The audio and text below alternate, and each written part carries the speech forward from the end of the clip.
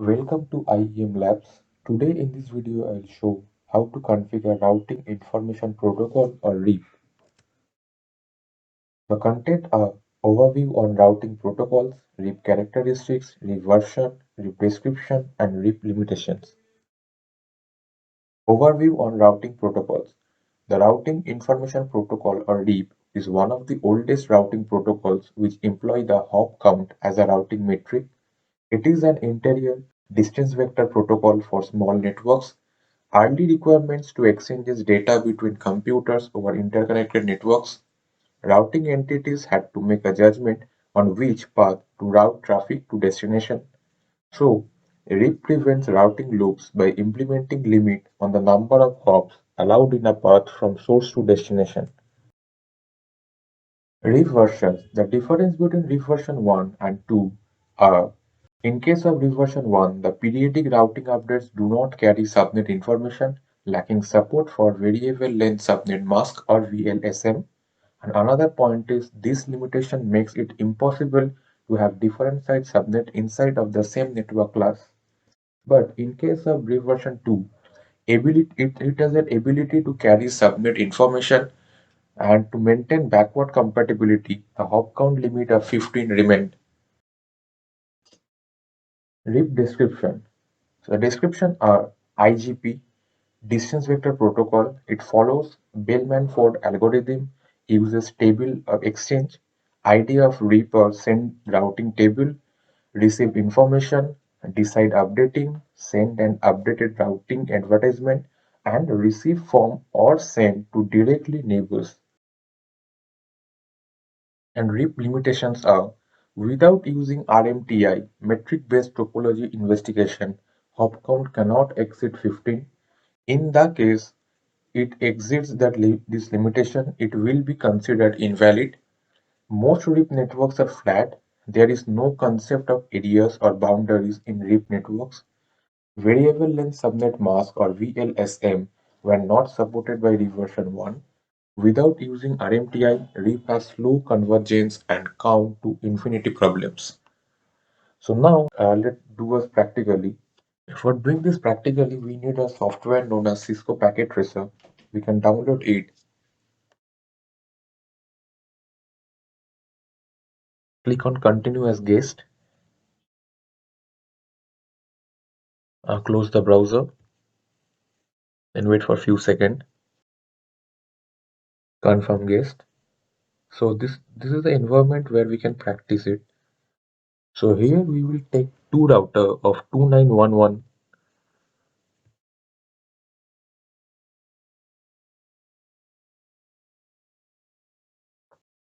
two switches 2960 and end devices.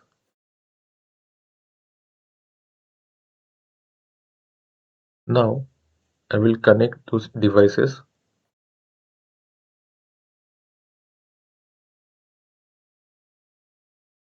So now the connections is completed.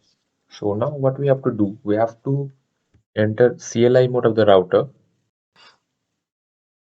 and here we have to configure. So before configuring, I will check the interfaces. So the external network interface is gig 0/0, and internal network it is gig 0/1.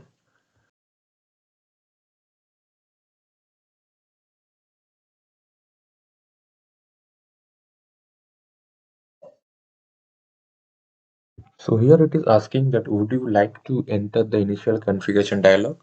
Type no, then press enter. Now we have to enable the router first. EN for enabling. Then configure terminal. Then I want to configure the external network first. So the interface is int gig 0/0, and an IP address I will give.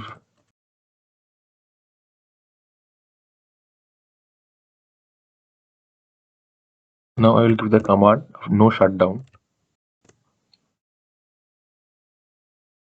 Now I will configure the internal network, that is int gig 0/1. IP address,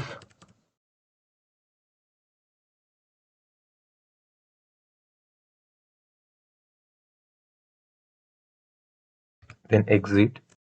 Now I want to configure it a DHCP pool or dynamic host configuration protocol pool. So for configuring a DHCP, the commands are, okay, so you can give the name according to choice. It may be A, B, or whatever you want to give. Then I need to mention the network ID.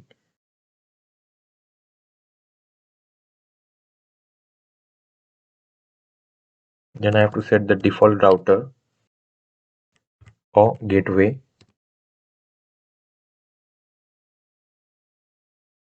Okay, so the configuration of router 1 or router 0 is completed. Now I have to configure router 1.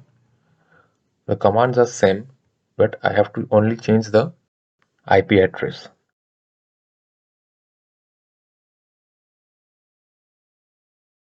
Let me check the interface also.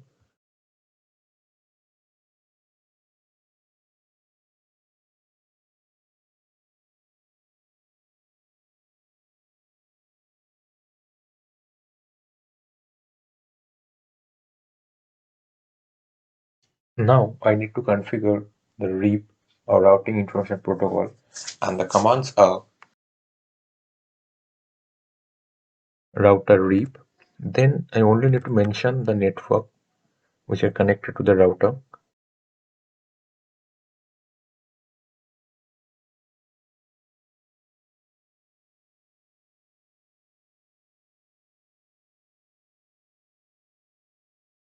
Now I will do the same configuration on router 0 also.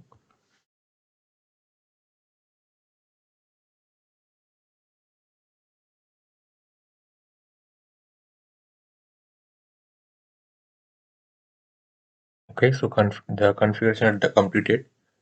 Now I will send some packets and check whether the package is successful or not.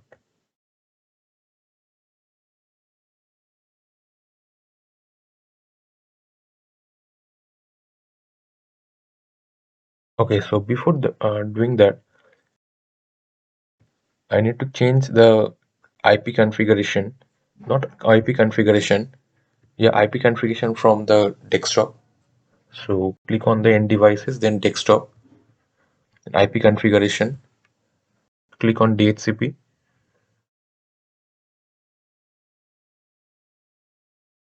and you have to do this for all the 4 end devices.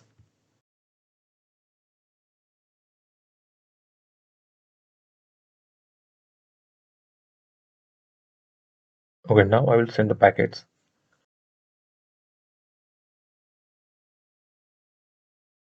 See, it is failed.